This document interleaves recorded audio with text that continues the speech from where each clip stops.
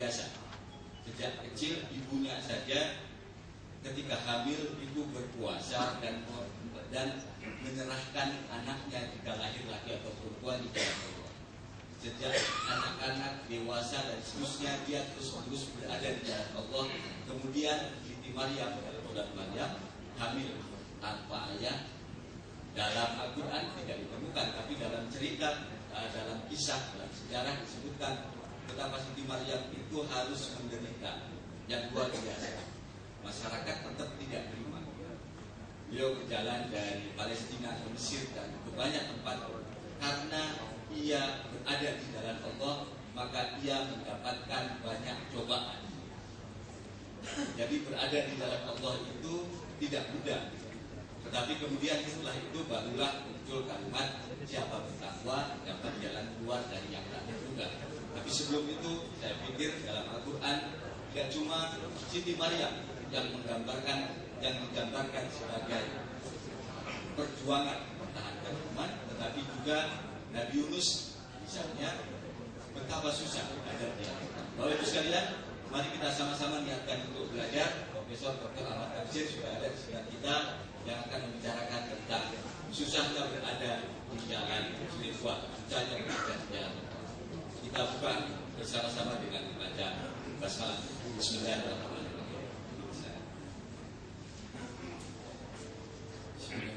Assalamualaikum warahmatullahi wabarakatuh.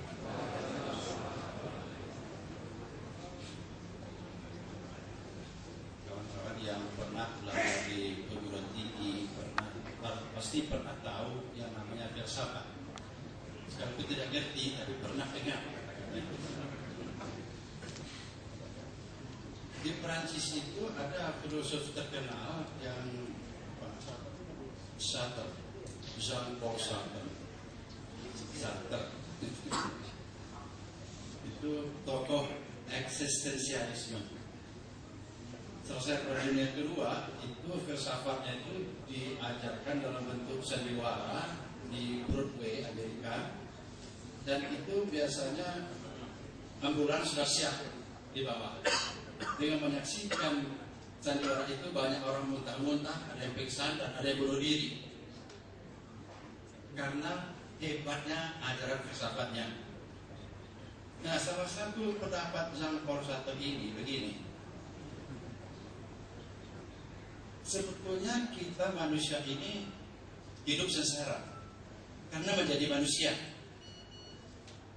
Dia bilang seandainya boleh milih, dia ingin jadi batu aja. Jadi batu nggak ada persoalan.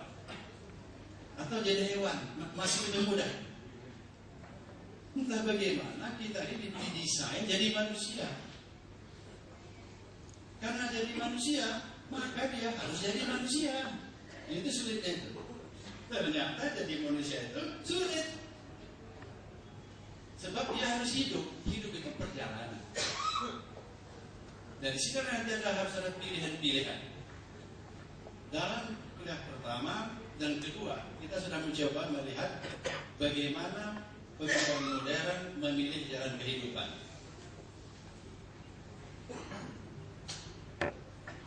Sudah ada makalahnya dari baca. Saya tidak tahu apakah Anda paham atau tidak, tapi saya paham itu apa yang saya tulis itu. Kenapa? Karena saya sering menulis yang saya tidak paham. Itu biasa itu. Karena kita ngutip dari orang lain, kita kan nggak paham. Saya tidak paham mengapa segitiga itu 180 derajat. Ya, paham saya itu. Tapi kalau saya nulis segitiga itu sudutnya 180 derajat. Sampai saya nggak paham sebenarnya. Itu maksud saya. Ya, nah kebetulan yang saya ceramahkan yang pertama yang kedua itu saya paham. Anda boleh tanya lah, pokoknya paham. Nah, apa yang saya paham dan belum saya bicarakan dalam ceramah kedua kemarin itu budaya Barat sebagai hasil dari logiko, ikut-ikut, verifikatif itu atau metode ilmiah itu ternyata mengecewakan orang Barat juga. Bukan kata saya. Ini dari beberapa buku yang saya baca, antara lain itu dalam bukunya Fritjof Capra itu Titik Balik Peradaban.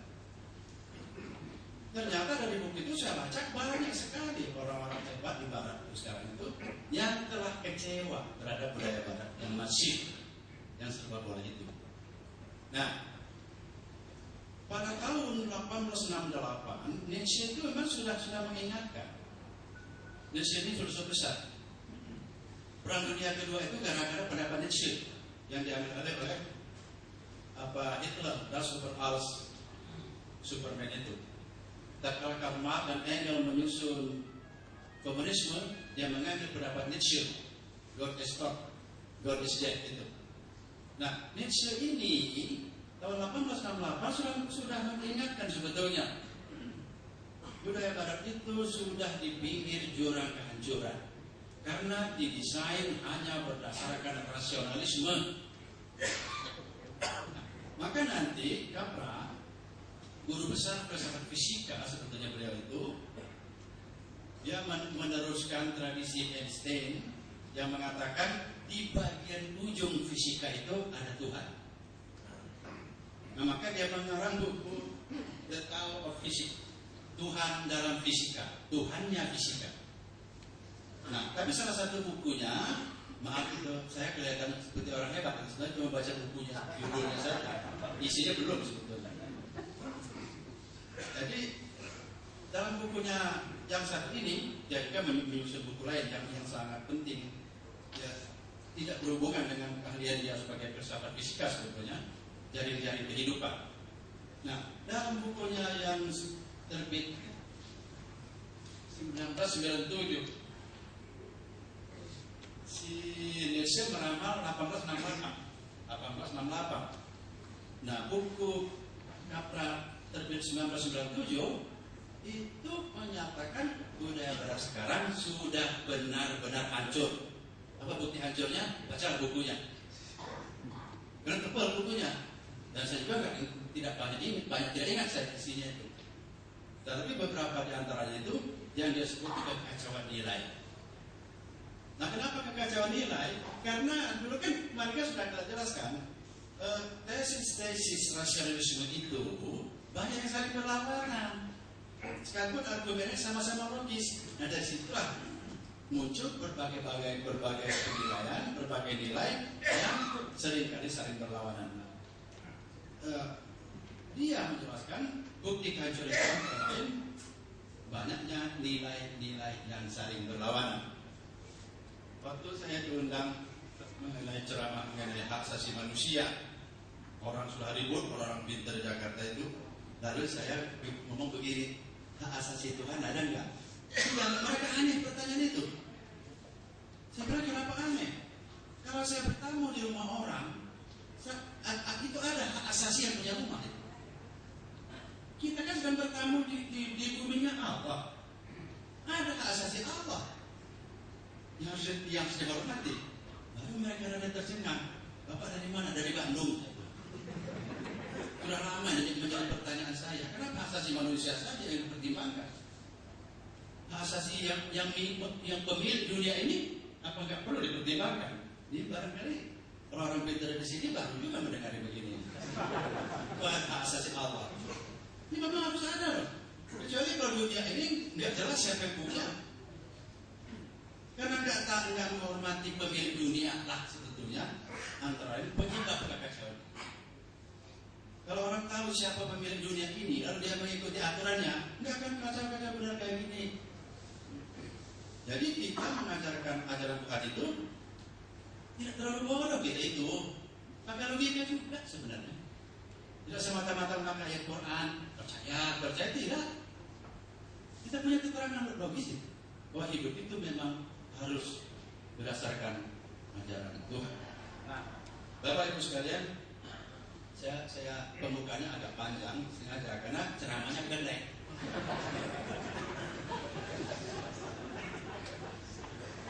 Ceramah saya ketiga itu sudah mulai. Orang harus berjalan di jalan lurus. Kenapa? Kalau jalan bengkok itu lambat nyampe. Kalau jalan itu naik turun cepat capek. Maka jalan lurus, jalan yang tidak capek dan cepat. Itulah sirat al-mustaqim. Yang setiap kita sholat dibaca sampai ihdinas siratal mustaqim. Kadang-kadang membaca itu Anda ngerti maknanya, kadang-kadang juga tidak. Ada yang memang belum tahu maknanya, pokoknya itu sampai sholat. Jadi sebetulnya ya coba sekali ya kita minta juga jalan yang lurus itu. Kenapa? Karena sekalipun jalan itu lurus, sifat manusianya suka belok-belok. Banyak sekali ada yang jual cendol, mampir dia. Untuk meneruskan perjalanan bukan ikut jalan ini, ikut jalan belok. Gara-gara si cendol begitulah manusia. Maka Nabi mengajari kita sering-seringlah minta kepada Allah supaya mengingatkan kita tentang jalan yang lurus itu.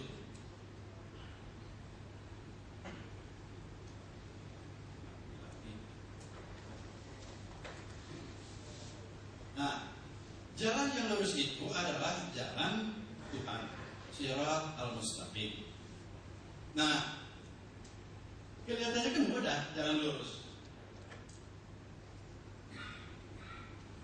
Mestinya lebih mudah menempuh jalan lurus ketimbang jalan bengkok atau jalan-jalan menanjak menurun.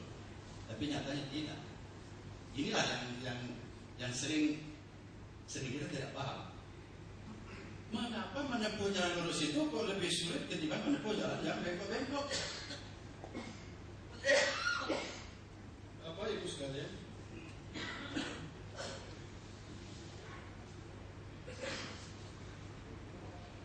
Maka saya menulis yang ceramah keempat ini, nah ini bermulai sebetulnya. Sulitnya berjalan di jalan lurus. Mestinya kan sulit berjalan di jalan bengkok. Tapi nyatanya enggak. Jadi waktu kita berdoa ihdinas siratal mustaqim, sebetulnya kita sudah memilih jalan yang sulit sebetulnya. Kenapa? Kata orang Jawa, memangnya jadi orang baik itu gampang. Itu orang Jawa seperti itu. Susah jadi orang baik itu, kalau nggak nekat nggak akan berhasil. Nekatnya itu ya bagian sulitnya. Tapi ya saya belajar juga dari beberapa buku, nyatanya begitu. Jalan yang baik itu memang lurus, namanya lurus. Tapi menempuhnya itu susah. Jalan bengkok, jalan setan itu lebih mudah menempuhnya. Sekalipun di tengah jalan di ujungnya bakal celaka. Tapi dalam arti melalui perjalanannya memang lebih mudah jalan yang bengkok. Nah itu kenapa?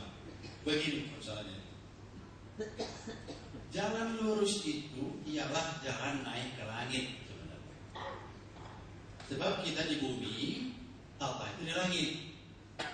Maka jalan yang paling lurus itu yang garis lurus dan tempat kita berpijak sampai ke tempatnya Gusti Allah di langit itu.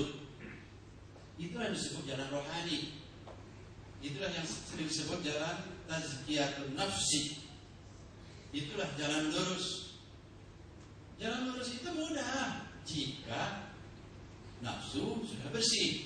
Jadi sebetulnya sulitnya yang menempuh jalan lurus itu disebabkan oleh diri kita sendiri, oleh nafsu kita. Jadi bukan orang lain. Musuh itu dari dalam diri kita sendiri. Itulah yang penyebab susahnya kita menempuh jalan lurus itu.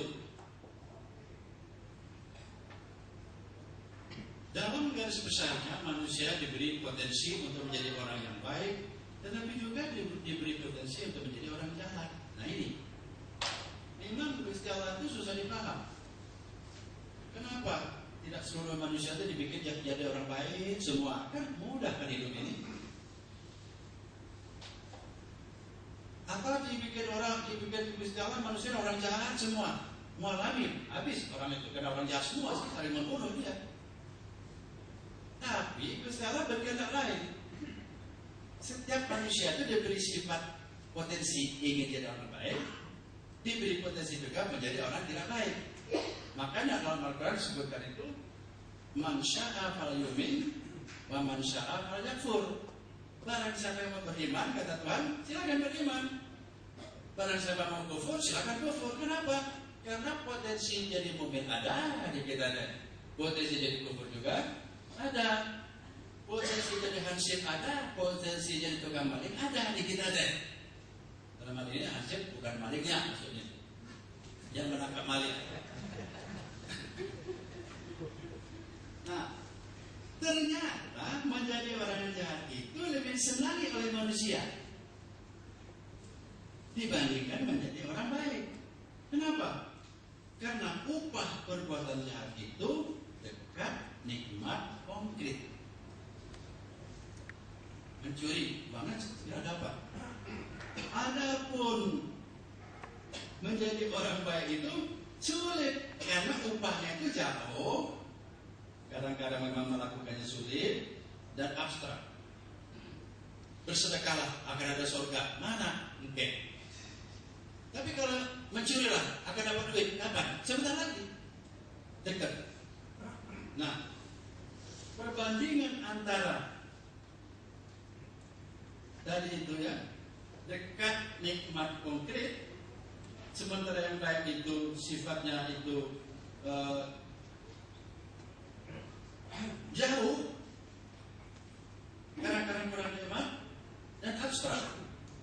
Ya wajar kalau manusia itu memilih yang pertama. Itulah yang menjadi penyebab mengapa manusia rata-rata lebih senang memilih yang jahat ketimbang yang baik. Dan yang sudah jelas, tidak ada sekolah untuk jadi orang jahat. Kalau jadi orang jahat juga kita. Kita sekolah terus sudah jadi orang baik.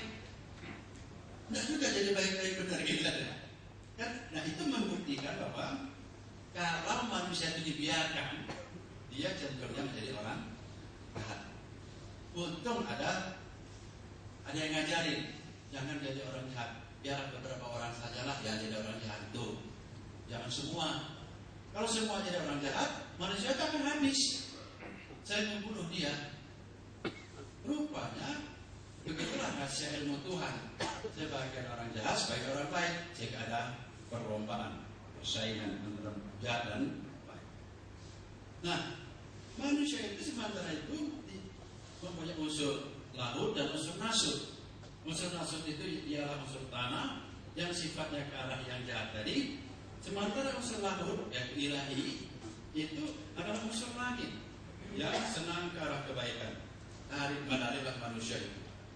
Di satu pihak dia dibetot oleh gravitasi bumi tanah, di pihak lain dia dilambai-lambai oleh Gusti Allah dari langit supaya naik ke langit. Sudah jelas, susah sekali naik ke langit. Kenapa? Karena kita dilahirkan di muka bumi. Begitu kita lahir, kita sudah dipengaruhi oleh dunia materi. Seandainya kita lahir di tengah-tengah, jadi tarikan bumi sudah agak berkurang, tarikan langit sudah mulai terasa, mungkin mudah jadi orang baik. Begitu lahir, kita sudah numpang makan ke induk ibu kita. Begitu lahir, begitu kita nangis sedikit, tidak dikasih apa-apa. Nanti waktu sekolah, apa aja permintaan oleh orang tuanya diberi akhirnya keenakan manusia itu. Berarti itu semua itu tenaga gravitasi bumi. Sehingga tetapi sekali-sekali ada bayangan dalam pikiran kita. Alangkah indahnya kalau saya menjadi orang baik. Saya ingin naik ke langit. Saya ingin melakukan perjalanan rohani. Lebih-lebih kalau orang sudah berumur lebih 40, itu sering berpikir begitu. Tapi waktu dia coba, sulit sekali itu untuk naik ke langit.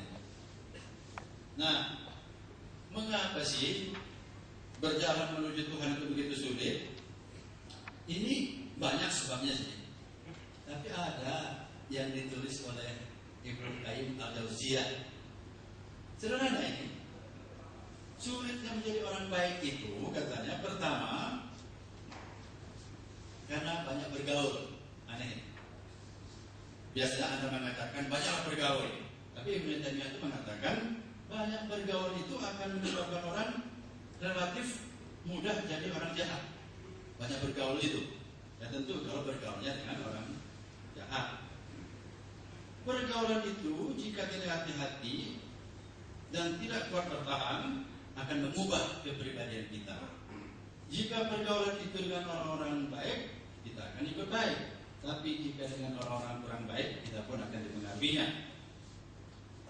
Sekalipun seluruh teman Anda bergaul itu adalah orang baik, itu pun masih harus diwaspadai. Nah ini. Misalnya pergaulan itu akan dapat mengurangi waktu kita mengingat Allah. Teman kita baik semua, tapi itu masih harus diwaspadai. Karena itu akan dapat menyebabkan Anda kurang banyak mengingat Allah.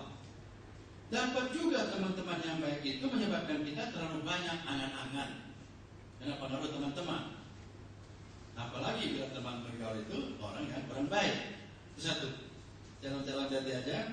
Yang kedua katanya orang yang terlalu panjang angan-angan.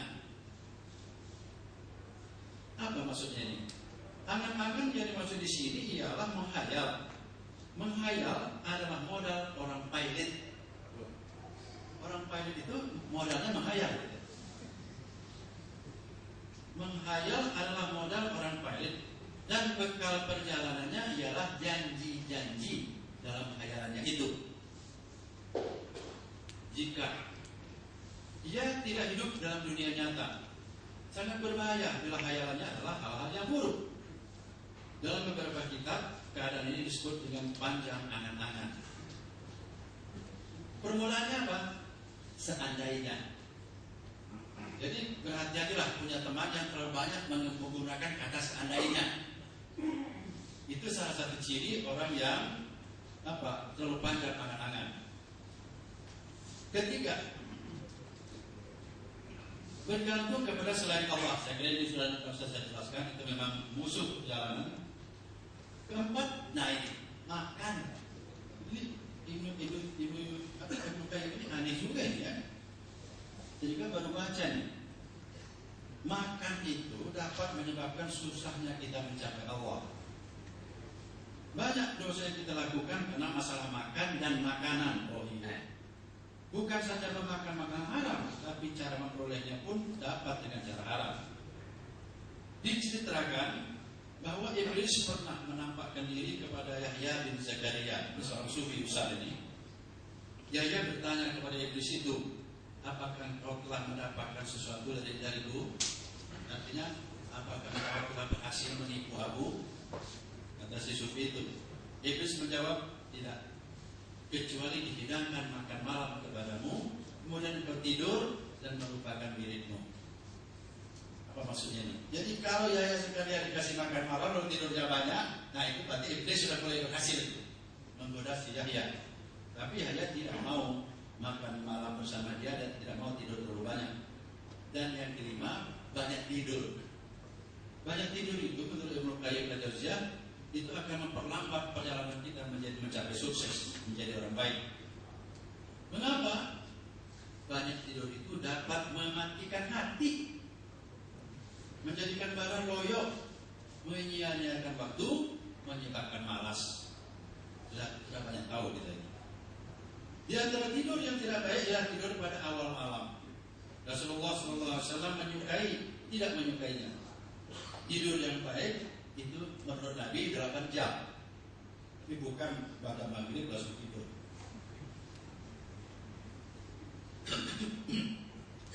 Para sufi mengatakan bahwa kesulitan berjalan di jalan yang lurus itu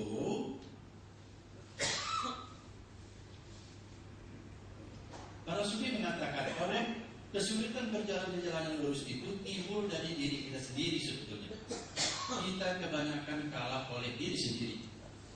Kalah oleh diri sendiri inilah pusat persoalannya. Bukan pengetahuan. Bukan kita tidak tahu mana yang baik mana yang buruk. Tapi persoalannya ialah kita selalu kalah oleh diri kita sendiri.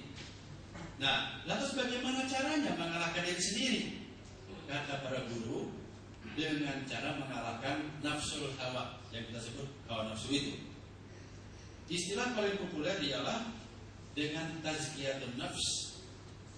Jika nafs atau diri telah bersih, maka kita telah sampai ke langit. Karena itu para sufi sering menggunakan istilah berjalan menuju Tuhan. Kadang-kadang digunakan istilah perjalanan rohani untuk menjelaskan tazkiyatun nafsi itu, pembersihan jiwa. Berjalan menuju Tuhan atau berjalan naik ke langit atau melakukan perjalanan rohani itu akan lebih mudah bila kita berjalan bersama Tuhan. Ya. itu akan lebih mudah bila kita berjalan bersama Tuhan.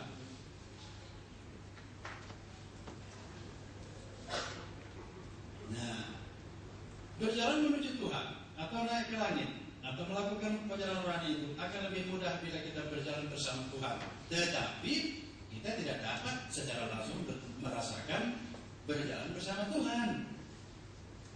Yang dapat kita lakukan ialah berjalan menuju Tuhan bersama orang yang telah biasa melalui jalan itu, tempat kita di perjalanan itu. Inilah keterangan tentang perlunya guru dalam menempuh perjalanan rohani. Ini tidak keterangan teorinya. Guru kita itu bukan Tuhan secara langsung, melainkan utusan Tuhan, yaitu para nabi. Nabi itu adalah kawan kita dalam perjalanan naik ke langit. Bila nabi tidak dapat hadir secara langsung, maka carilah guru yang memadai, yaitu guru yang telah mengenal betul jalan itu, yang sudah sering bolak-balik melalui jalan tersebut. Orang mengatakan, carilah guru rohani. Guru rohani itu adalah orang yang mewakili nabi untuk menemani kita dalam perjalanan tersebut. Ia kenal betul jalan itu. Ia mengetahui bagian yang mudah dan bagian yang sulit, termasuk bagian yang terlihat mudah tetapi sangat berbahaya. Mengapa ia tahu benar rahasia jalan itu?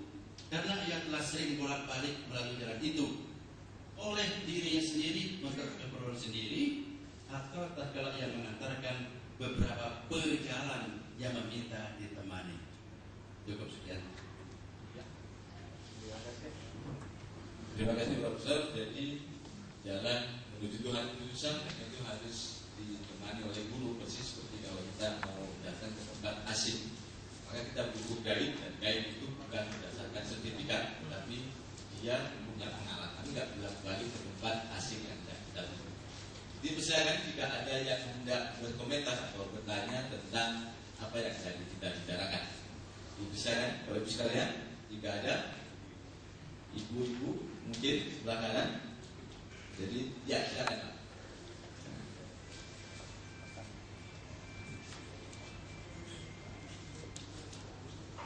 Terima kasih Pak, nama saya Sahrul.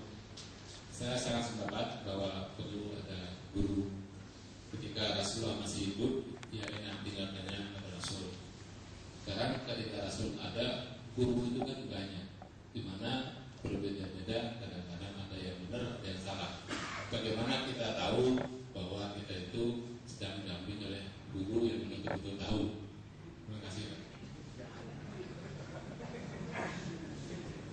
Saya sudah kenal betul pertanyaan ini. Makanya kalau menilai guru itu, ukurannya itu apakah kehidupannya berjalan di atas ajaran Nabi atau tidak, ukurannya. Begini harus hati-hati. Banyak guru tasawuf yang ternyata enggak benar. Contohnya banyak, tidak pada tempatnya saya memaparkan di sini. Banyak guru tasawuf yang kacau. Oleh karena itu harus jadi cara hati bagaimana. Ini guru tasawuf yang bagus, jangan langsung ikut. Pelajari dulu. Apakah betul ajarannya itu kembali kepada Quran dan hadis atau tidak? Maka ya benar. Kalau dijamin sudah kembali kepada Quran dan hadis, ya ikuti. Cuma tentu tidak mudah ini sebab dia menggunakan Quran dan hadis, tapi dengan penafsiran yang tidak sama dengan Anda. Itu bisa terjadi itu. Oke dah, apapun penafsirannya, tapi yang jelas dia berdasarkan Quran dan hadis. Itu aja. Begitu milihnya. Jangan tertipu oleh apa rumahnya nggak bisa terbang, bisa dalam sampul sekarang besok berisi enggak? Bukan itu. Jadi berusaha tadi. Burung juga bisa terbang. Iya, silakan Pak. Mikrofonnya bisa digunakan.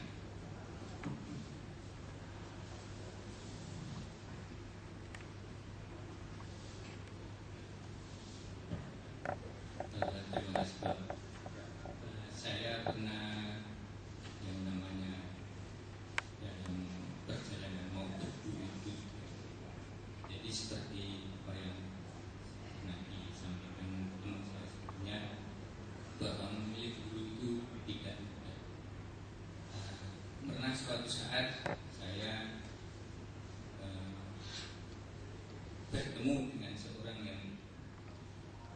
yang mengaku bisa mengantarkan seperti itu, seperti yang ternyata setelah saya mengaji cukup lama, saya diajak untuk yang namanya sholat plus, istilahnya begitu ya. Jadi seolah-olah itu juga kita yang menghadap ke sana. Nah, gitu.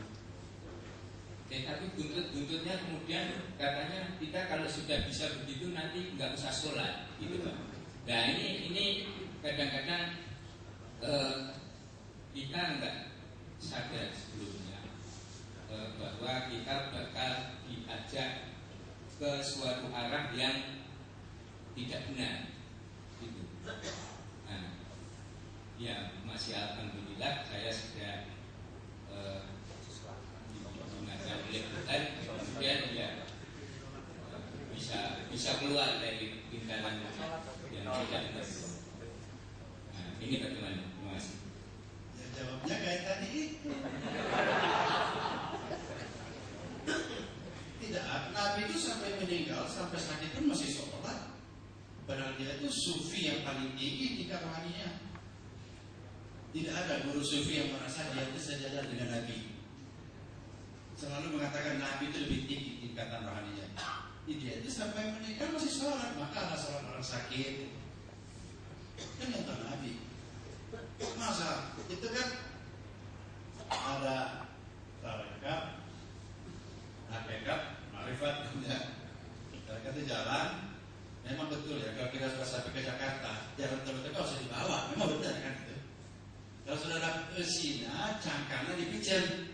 Kalau dapat isinya, wadahnya dibuang. Nah dalam hal ini sholat setelah puasa itu cangkang. Mengenal Allah, cinta kepada Allah itu sebagai isi. Karena sudah dekat dengan Allah, tidak usah sholat lagi kan gitu logikanya. Hati-hati itu. Makanya pertanyaan pertama tadi itu saya bilang saya sudah hafal pertanyaan ini karena terus sering ditanyakan, memang banyak kenyataan itu. Sebetulnya ukurannya mudah saja. Memang masih ada ukuran lain namanya silsilah, tapi tidak mudah itu. Biasanya ada orang mengaku saya ini guru tarekat, guru rohani. Oke, itu ukur pertama. Apakah cocok dengan Quran hadis? Oke, cukup. Lalu kalau kita mau lebih lengkap, coba lihat silsilahnya. Apakah dia memang gurunya itu siapa? Gurunya itu siapa? Sampai nyambung ke Rasulullah. Nah itu di buku-buku ada.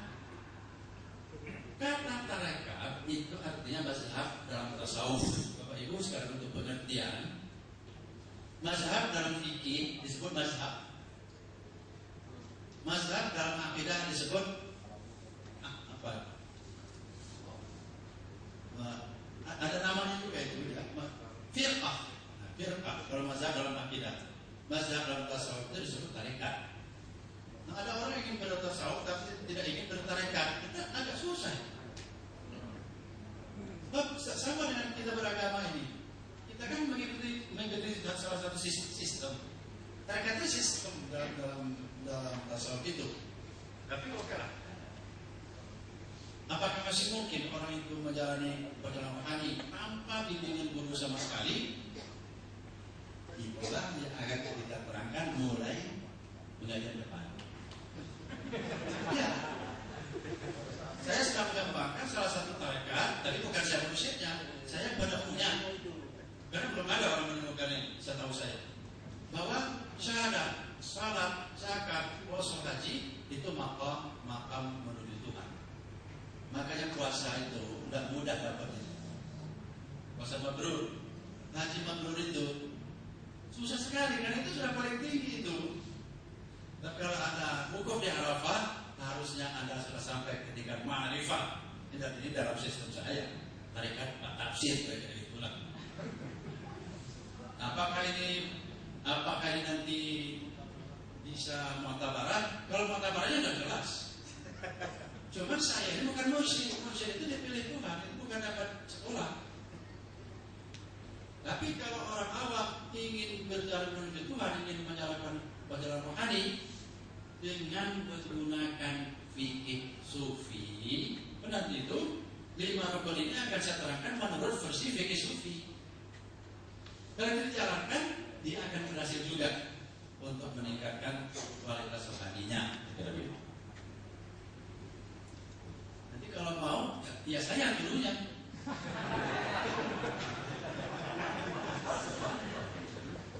Jika masih ada, sebenarnya semakin menarik, walaupun tadi dibatasi bahwa step by stepnya nanti pada pertumbuhan berikutnya, tapi kita bisa berdalam pada wilayah kenapa susah dan apa yang mesti dilakukan untuk bisa melewati jalan Tuhan ini. Jika ada, silakan. Bisa Pak, minta tanda di sebelah sana.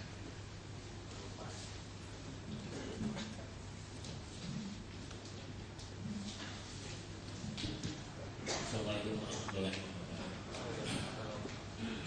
Saya Amdan. Mungkin ini pertanyaan saya sudah kecil. Pemikiran. Kenapa biaya zaman itu sudah berakhir? Bahwa ada sekitar. Kalau ulangi kurang jelas. Ya Pak. Jadi intinya kenapa nanti di akhir zaman bakal ada 73 golongan Pak ya? Dan satu saja yang benar. Nah, itu dari kecil saya mikir gitu ya, kenapa angka itu keluar. Artinya itu sudah takdirnya manusia. Terus dengan perjalanan sampai sekarang saya akan melihat ada golongan ini, golongan itu. Saya pernah jumatan yang khutbahnya bahasa Arab saja, nah, masuk saya, tapi nggak bisa keluar lagi gitu kan, mengikuti macam-macam sekali.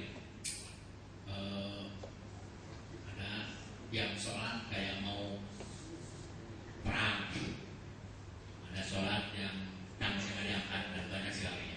Dan saya lihat orang-orang tersebut sangat meyakini apa yang dia kerjakan. Artinya dia sangat yakin bahwa dia benar gitu kan. Nah, yang ingin saya tanyakan, apakah definisi satu golongan itu secara istilahnya apa ya, secara full ya, dari hulu ke hilirnya itu seperti itu tipenya. Jadi kalau jalan yang lurus itu yang titik-titik ya, mungkin kalau kita main sepeda di Telkom itu ada pos-pos yang harus dilalui. Atau katakanlah yang Siratal Mustaqim tadi itu katakanlah ada 1000 titik, tapi ada syarat minimal yang dikatakan jalan lurus itu harus melalui katakanlah 700 titik. Kalau orang melenceng 300 titik itu nggak masalah, artinya masuk surga. Nah, itu mungkin satu saya ingin menanyakan definisi satu golongan itu. Itu kan paling benar. Apakah 72 golongan sisanya itu masuk neraka? Nah, mungkin kalau dikaitkan dengan isu sekarang kan Ahmadiyah misalnya ya. Kalau saya pahami perbedaan Ahmadiyah dengan yang saya yakini adalah masalah akidah. Nah, apakah kalau 73, apakah yang satu golongan itu syaratnya cukup akidahnya saja, atau ada syarat-syarat lain? Nah, itu karena seperti Bapak yang tadi tanyakan, kita sulit mencari guru gitu. Sampai ke ujung dunia pun tidak ada satu guru yang bisa menjamin masuk surga. Kalau yang bisa menjamin, saya akan jadi guru. Mungkin demikian Pak. Terima kasih. Assalamualaikum warahmatullahi wabarakatuh. Terima kasih. Pertama, supaya Anda tahu, itu ada 2 teks itu Pak. Di situ ada dua macam itu. Ada yang mengatakan 73 golongan, hanya satu yang masuk surga. Tapi teks lain sebaliknya, hanya satu yang tidak masuk surga. Teks itu. Nah, dugaan saya yang kedua ini yang benar. Ya. Kenapa? Maukah Anda mendengarkan sebentar? Kenapa? Sebab ayat Al-Quran itu kata para ahli itu hanya 8%. Itu yang pengertiannya itu mutlak, yang disebut dengan muhkam. Yang 92% itu zon, artinya boleh A, boleh A plus, boleh non A. Disitulah kita banyak bertengkar, berbeda pendapat. Nah, lalu Nabi mengatakan berbeda pendapat itulah rahmat. Sudah cocok ini. Jadi kalau engkau pakai Australia, saya tidak, biar aja. Itu taruh 53, saya 11, kenapa 11? Saya cepat, silakan aja. Tapi masing-masing kembali ke Quran dan hadis. Juga cara menafsirnya itu ada ilmunya, jangan cara menafsirnya bikin sendiri. Ya, saya pakai hadis ini, tapi cara menafsirkannya biar enggak dipertanggungjawabkan besar. Jadi epistemologinya harus sama epistemologinya. Nah, karena ontologinya berbeda, teorinya silakan saja. Dari zaman Nabi sudah ada perbedaan itu. Cuma selesai cepat, benar masih ada. Begitu Nabi meninggal belum dikubur, sudah mulai cekcok. Nanya ke Nabi, sudah terhidup. Makanya saya ada nulis buku, kumpulan makalah. Itu ada Janur, Almarhum, Gus Dur. Itu saya kumpulkan makalahnya. Bukunya belum diterbitkan karena agak rawan buku itu. Ada beberapa tulisan saya. Di bagian akhir itu saya tegaskan, orang Islam itu wajib berbeda pendapat. Dan itu tuh ada argumennya itu. Tidak sembarangan saya memutuskan itu. Satu bab isinya cuma 3 baris, satu bab. Sebab itu ada beberapa bab. Nah, bab penutup. Bab penutup saya tulis berdasarkan makalah-makalah di atas, maka terasa berbeda pendapat dalam Islam itu hukumnya wajib. Jadi kalau kita tuh sepakat semua itu salah kita itu. Nggak sesuai dengan kehendak Gusti Allah. Dan sebetulnya Gusti Allah kan bisa bikin ayat Quran itu muhkam semua. Bisa aja. Tapi kenapa? Justru yang muhkam itu cuma 8%. Yang sebab kedua itu dibuat oleh Tuhan tempatmu bertengkar, ya kira begitu. Silakan bertengkar. Dengan bertengkar itu dinamika kehidupan berjalan. Wah, kalau sudah bicara di sini jadi panjang. Dinamika kehidupan berjalan. Kalau sama, maka suami istri itu jangan cocok terus. Nggak ada dinamika itu. Sekali-sekali bertengkarlah. Oke. Yang di belakang masih mau atau cukup? Tadi, oke. Karena waktu sudah jam 12, jam 1 lewat. Bapak Ibu sekalian, terima kasih telah sama-sama belajar dan untuk membaca. Assalamualaikum warahmatullahi wabarakatuh.